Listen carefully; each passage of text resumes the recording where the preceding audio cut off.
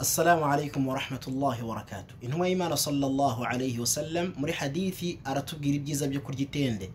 Atubwira ngo man tasabbaha bi sab'i tamaratin, umuntu uzabyuka mu gitondo akarya itende zigera kuri 7 min ajwati al-Madina. Ahangaha yavugaga ku tende ya ajwa.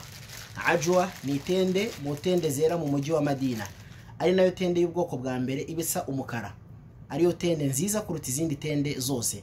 Intumwa y'Imana sallallahu alayhi wa sallam aratubwira ati lam yadurruhu sihrun wala summun, wonguwo uburozi ntacyo bwamutwara, yewe niyo yarya icyari cyo cyose cyamugiraho ingaruka ntacyo cyamutwara.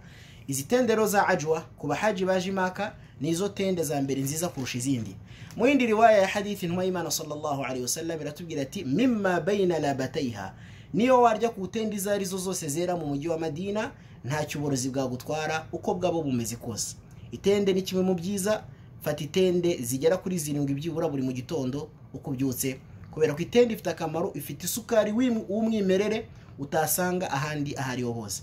Nkuko uyu mujyi wa Madina, impamvu wiswe n'umujyi wa Madina cyangwa se wari umujyi wari uzwi mu bitabo by'abayahudi ko ari umujyi weramo itende cyane. Assalamu alaikum wa rahmatullahi wa barakatuh.